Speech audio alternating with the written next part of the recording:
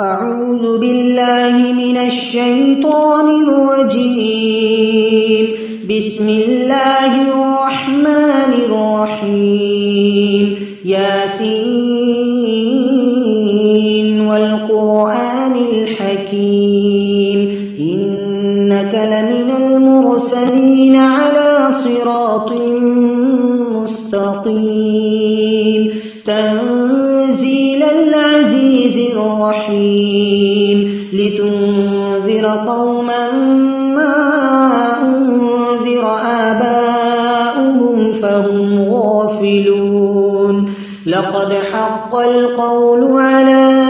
أكثرهم فهم لا يؤمنون إنا جعلنا في أعناقهم أغلالا فهي إلى الأذقان فهم مقمحون وجعلنا من بين أيديهم سدا ومن خلفهم سدا فأغشيناهم فهم لا يبصرون وسواء عليهم أأنذرتهم أم لم تنذرهم لا يؤمنون إنما تنذر من اتبع الذكر وخشي الرحمن بالغيب فبشره بمغفرة وأجر كريم إنا نحن نحيي الموتى ونكتب ما قدموا وآثارهم وكل شيء أحصيناه في إمام مبين واضرب لهم مثلا أصحاب القرية إذ جاءها المرسلون إذ أرسلنا إليهم اثنين فكذبوهما فعززنا بثالث فقالوا إنا إليكم مرسلون قالوا ما أنتم إلا بشر مثلنا وما أنزل الرحمن من شيء إن أنتم إلا تكذبون قالوا ربنا يعلم إنا إليكم لمرسلون وما علينا إلا البلاغ المبين قالوا إنا تطيرنا بكم لئن لم تنتهوا لنرجمنكم وليمسنكم منا عذاب أليم قالوا طائركم معكم أئن ذكرتم بل أنتم قوم مسرفون وجاء من أقصى المدينة رجل يسعى قال يا قوم اتبعوا المرسلين اتبعوا من لا يسألكم أجرا وهم مهتدون وما لي لا أعبد الذي فطرني وإليه ترجعون أأتخذ من دونه آلهة إن يردني الرحمن بضر لا تغني عني شفاعتهم شيئا ولا ينقذون إني إذا لفي ضلال مبين إني آمنت بربكم فاسمعون قيل ادخل الجنة قال يا ليت قومي يعلمون بما غفر لي ربي وجعلني من المكرمين وما أنزلنا على قومه من بعده من جند من السماء وما كنا منزلين إن كانت إلا صيحة واحدة فإذا هم خامدون يا حسرة على العباد ما يأتيهم من رسول إلا كانوا به يستهزئون ألم يروا كم أهلكنا قبلهم من القرون أنهم إليهم لا يرجعون وإن كل لما جميع لدينا محضرون وآية لهم الأرض الميتة أحييناها وأخرجنا منها حبا فمنه يأكلون وجعلنا فيها جنات من نخيل وأعناب وفجرنا فيها من العيون ليأكلوا من ثمره وما عملته أيديهم أفلا يشكرون سبحان الذي خلق الأزواج كلها مما تنبت الأرض ومن أنفسهم ومما لا يعلمون وآية لهم الليل نسلخ منه النهار فإذا هم مظلمون والشمس تجري لمستقر لها ذلك تقدير العزيز العليم والقمر قدرناه منازل حتى عاد كالعرجون القديم لا الشمس ينبغي لها أن تدرك القمر ولا الليل سابق النهار وكل في فلك يسبحون وآية لهم أنا حملنا ذريتهم في الفلك المشحون وخلقنا لهم من مثله ما يركبون وإن نشأ نغرقهم فلا صريخ لهم ولا هم ينقذون إلا رحمة منا ومتاعا إلى حين وإذا قيل لهم اتقوا ما بين أيديكم وما خلفكم لعلكم ترحمون وما تأتيهم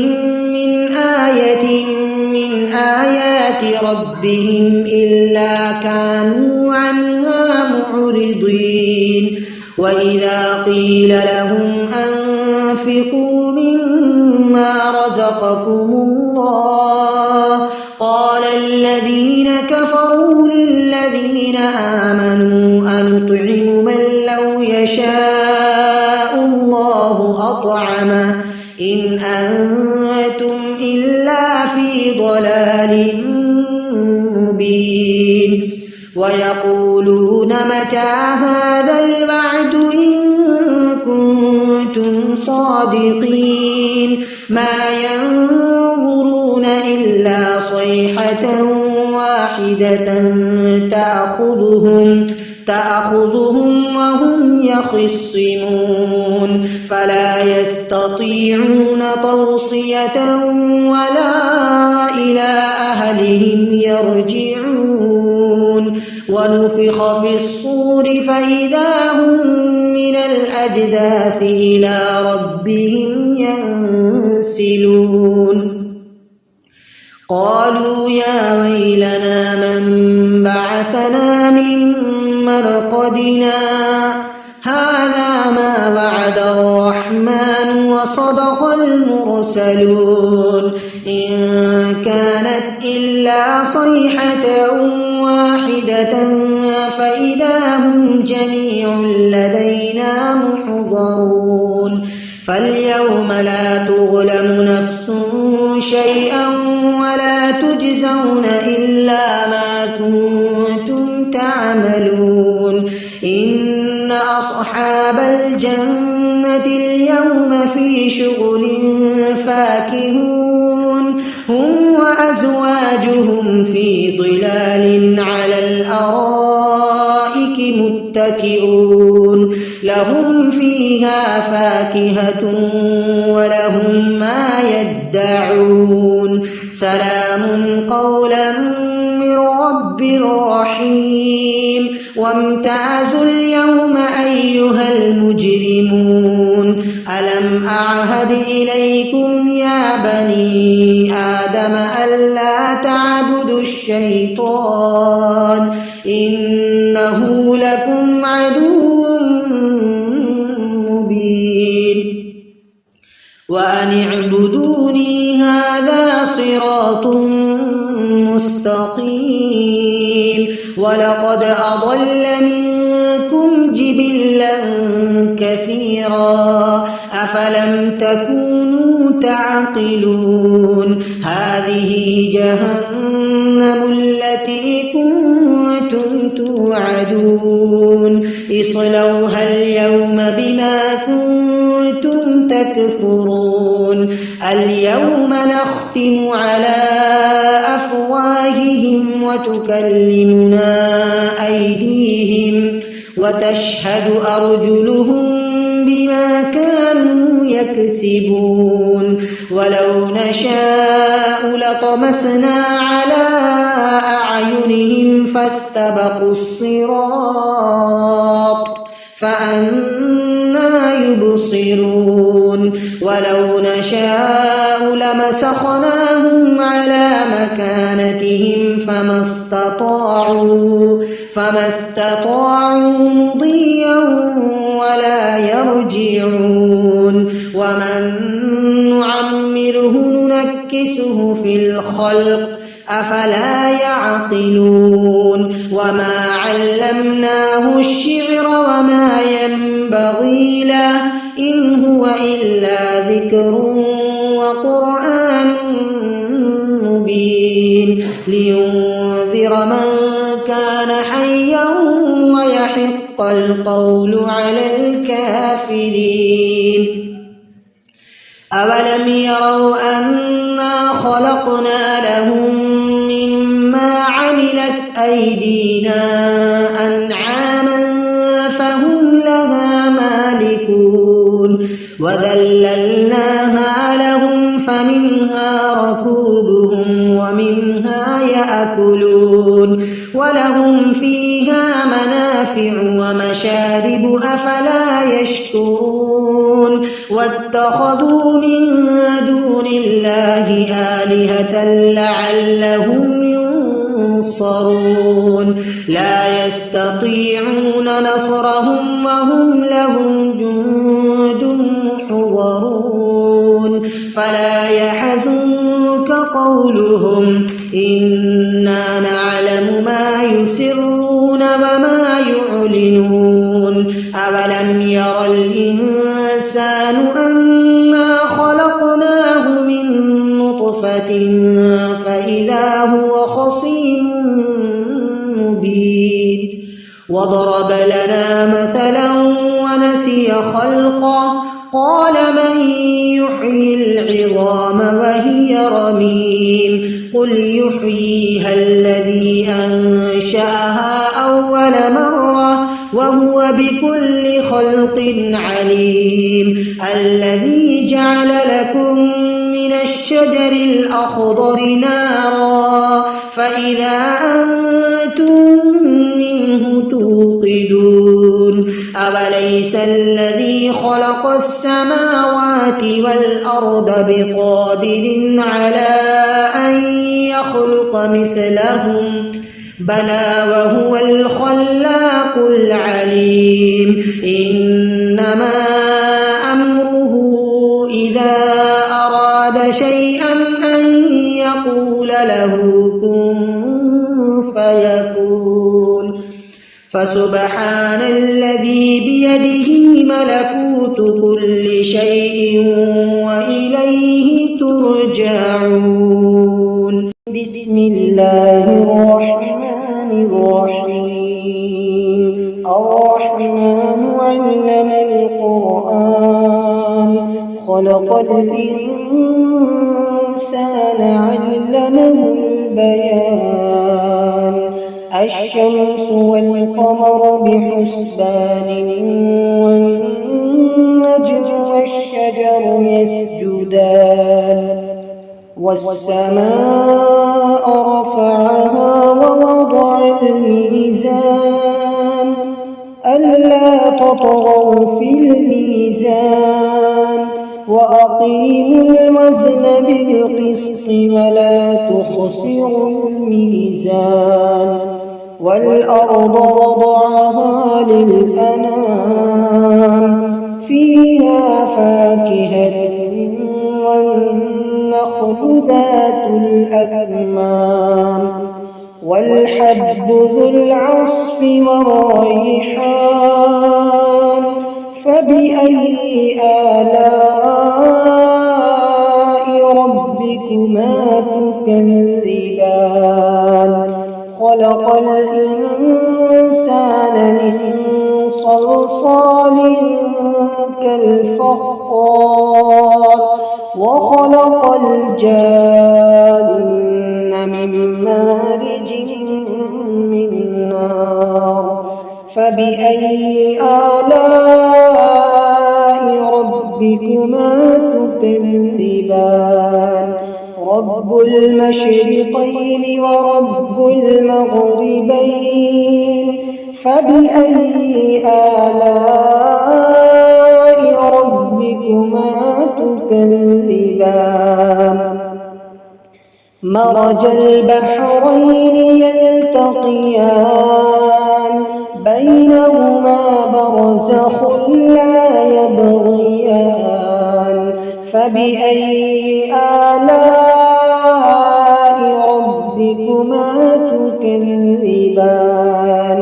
يخرج منهما اللؤلؤ والمرجان فبأي آلاء ربكما تكذبان وله الجوار المنشآت في البحر كالأعلام فبأي آلاء ربكما تكذبان كل من عليها فان ويبقى وجه ربك ذو الجلال والإكرام فبأي آلاء ربكما تكذبان يسأله من في السماوات والأرض كل يوم هو في شأن فبأي آلاء ربكما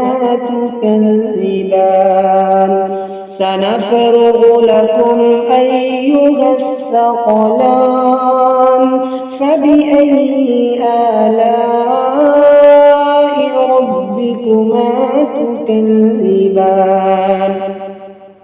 يا معشر الجن والإنس إن استطعتم أن تنفذوا من أقطار السماوات والأرض فانفذوا لا تنفذون إلا بسلطان فبأي آلاء ربكما تكذبان يرسل عليكما شواظ من نار ونحاس فلا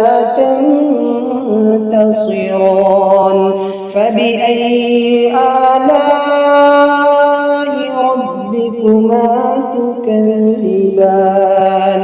فإذا انشقت السماء فكانت وردة كالدهان فبأي آلاء ربكما تكذبان فيومئذ لا يسأل عن ذنبه إنس ولا جان فبأي آلاء ربكما تكذبان يعرف المجرمون بسيماهم فيؤخذ بالنواصي والأقدام فبأي آلاء ربكما تكذبان هذه جهنم التي يكذب بها المجرمون يطوفون بينها وبين حميم آن فبأي آلاء ربكما تكذبان ولمن خاف مقام ربه جنتان فبأي آلاء ربكما تكذبان ذواتا أفنان فبأي آلاء ربكما تكذبان فيهما عينان تجريان فبأي آلاء ربكما تكذبان فيهما من كل فاكهة زوجان فبأي آلاء ربكما تكذبان متكئين على فرش بطائنها من استبرق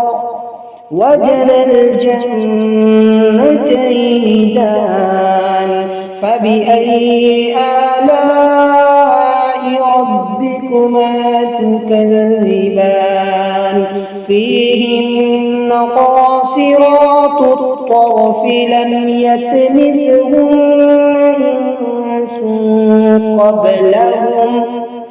لم يطمثهن إنس قبلهم ولا جان فبأي آلاء ربكما تكذبان كأنهن الياقوت والمرجان فبأي آلاء ربكما تكذبان هل جزاء الإحسان إلا الإحسان فبأي آلاء ربكما تكذبان ومن دونهما جنتان فبأي آلاء ربكما تكذبان مدهامتان فبأي آلاء ربكما تكذبان فيهما عينان نضاختان فبأي آلاء ربكما تكذبان فيهما فاكهة ونخل ورمان فبأي آلاء ربكما تكذبان فيهن خيرات حسان فبأي آلاء ربكما تكذبان حور مقصورات في الخيام فبأي آلاء ربكما ربكما تكذبان لم يطمثهن إنس قبلهم ولا جان فبأي آلاء ربكما تكذبان متكئين على رفرف خضر وعبقري حسان فبأي آلاء ربكما تكذبان تبارك اسم ربك ذي الجلال والإكرام بسم الله الرحمن الرحيم إذا وقعت الواقعة ليس لوقعتها كاذبة خافضة رافعة إذا رجت الأرض رجا وبست الجبال بسا فكانت هباء منبثا وكنتم أزواجا ثلاثا فأصحاب الميمنة ما أصحاب الميمنة وأصحاب المشأمة ما أصحاب المشأمة والسابقون السابقون أولئك المقربون في جنات النعيم ثلة من الأولين وقليل من الآخرين على سرر موضونة متكئين عليها متقابلين يطوف عليهم ولدان مخلدون بأكواب وأباريق وكأس من معين لا يصدعون عنها ولا ينزفون وفاكهة مما يتخيرون ولحم طير مما يشتهون وحور عين كأمثال اللؤلؤ المكنون جزاء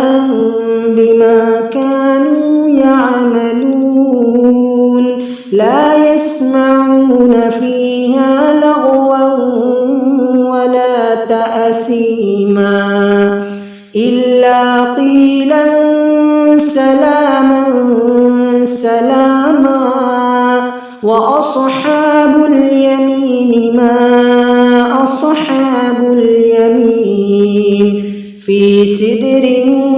مخضود وطلح منضود وظل ممدود وماء مسكوب وفاكهة كثيرة لا مقطوعة ولا ممنوعة وفرش مرفوعة إنا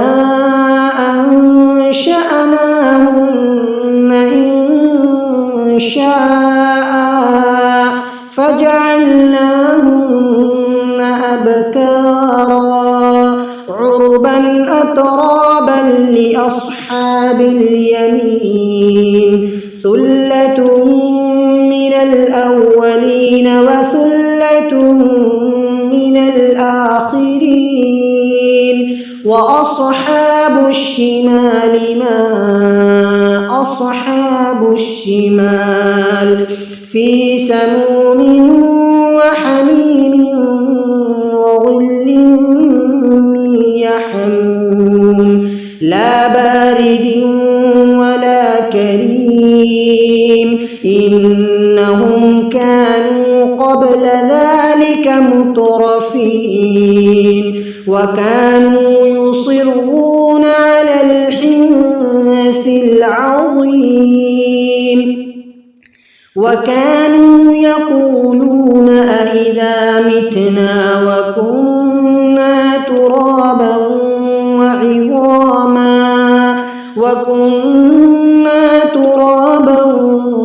وعظاما أإنا لمبعوثون أو آباؤنا الأولون قل إن الأولين والآخرين لمجموعون إلى ميقات يوم معلوم ثم إنكم أيها الضالون المكذبون لآكلون من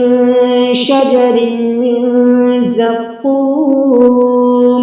فمالئون منها البطون فشاربون عليه من الحميم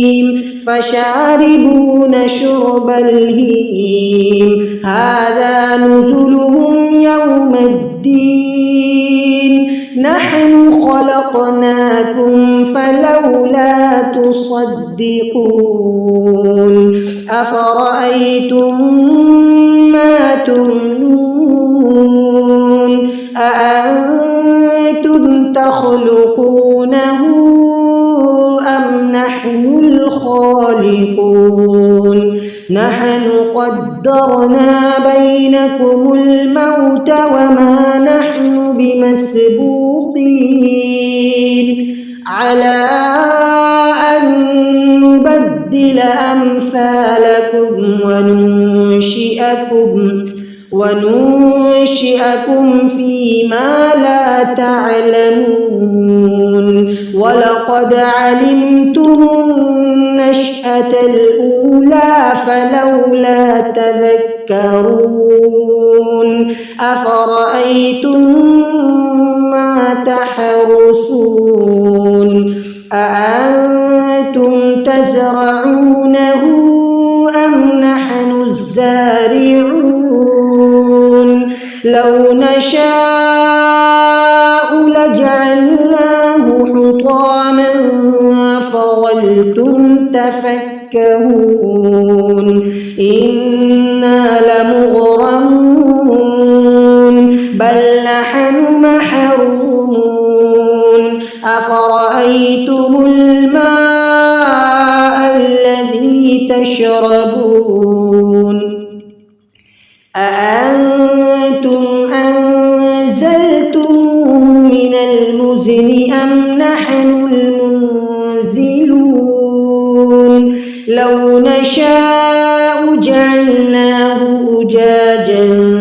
فلولا تشكرون أفرأيتم النار التي تورون أأنتم أنشأتم شجرتها أم نحن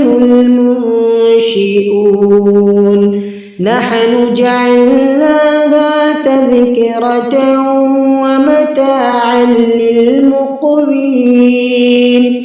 فسبح باسم ربك العظيم فلا أقسم بمواقع النجوم وإنه لقسم لو تعلمون عظيم إنه لقرآن كريم في كتاب مكنون لا يمسه إلا المطهرون تنزيل من رب العالمين أفبهذا الحديث أنتم مدهنون وتجعلون رزقكم أنكم تكذبون فلولا إذا بلغت الحلقوم وأنتم حينئذ تنظرون ونحن أقرب إليه منكم ولكن لا تبصرون فلولا إن كنتم غير مدينين ترجعونها إن كنتم صادقين فأما إن كان من المقربين فروح وريحان وجنة نعيم وأما إن كان من أصحاب اليمين فسلام لك من أصحاب اليمين وأما إن كان من المكذبين الضالين فنزل من حميم وتصلية جحيم إن هذا لهو حق اليقين فسبح باسم ربك العظيم بسم الله الرحمن الرحيم تبارك الذي بيده الملك وهو على كل شيء قدير الذي خلق الموت والحياة ليبلوكم أيكم أحسن عملا وهو العزيز الغفور الذي خلق 7 سماوات طباقا ما ترى في خلق الرحمن من تفاوت فارجع البصر هل ترى من فطور ثم ارجع البصر كرتين ينقلب إليك البصر خاسئا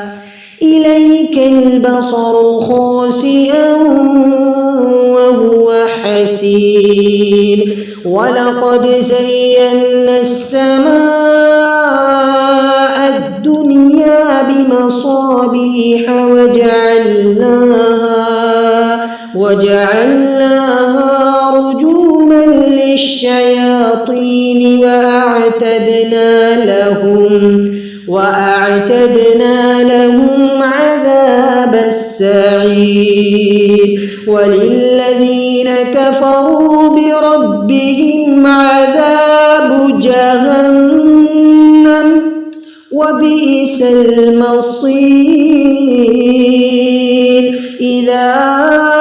ألقوا فيها سمعوا لها شهيقا وهي تفور تكاد تميز من الغيظ كلما ألقي فيها فوج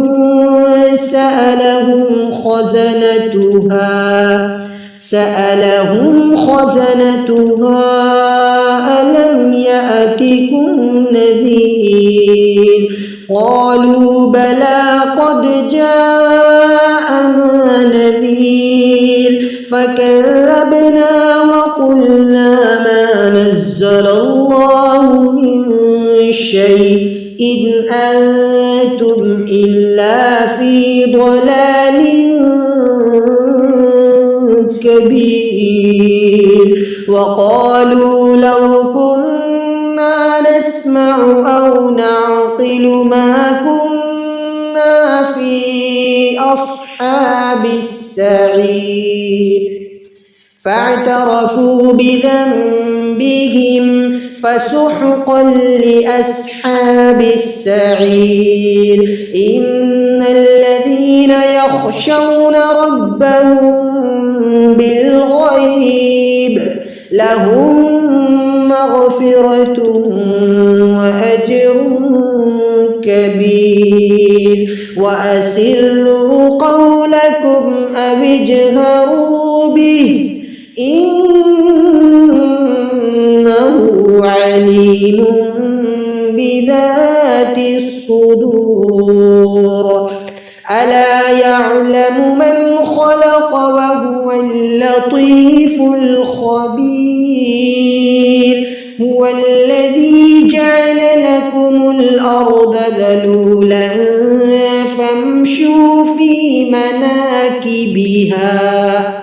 فامشوا في مناكبها وكلوا من رزقه وإليه النشور أأمنتم من في السماء أن يخسف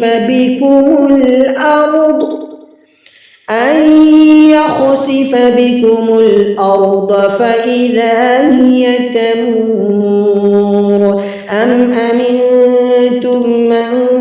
في السماء أن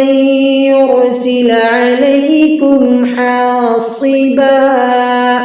فستعلمون كيف نذير ولقد كذب الذين من قبلهم فكيف كان نكير أولم يروا إلى الطير فوقهم صافات ويقبضن ما يمسكهن إلا الرحمن إنه بكل شيء بصير أمن هذا الذي هو جند لكم ينصركم من دون الرحمن إن الكافرون إلا في غرور أمن هذا الذي يرزقكم إن أمسك رزقه بل لجوا في عتو ونفور أفمن يمشي مكبا على وجهه أهدى أمن يمشي سويا على صراط مستقيم قل هو الذي أنشأكم وجعل لكم السمع والأبصار والأفئدة قليلا ما تشكرون قل هو الذي ذرأكم في الأرض وإليه تحشرون ويقولون متى هذا الوعد إن كنتم صادقين قل إنما العلم عند الله وإنما أنا نذير مبين فلما رأوه زلفة سيئت وجوه الذين كفروا وقيل هذا الذي كنتم به تدعون قل أرأيتم إن أهلكني الله ومن معي أو رحمنا فمن يجير الكافرين من عذاب أليم قل هو الرحمن آمنا به وعليه توكلنا فستعلمون من هو في ضلال مبين. قل أرأيتم إن أصبح ماؤكم غورا فمن يأتيكم بماء معين. صدق الله العظيم.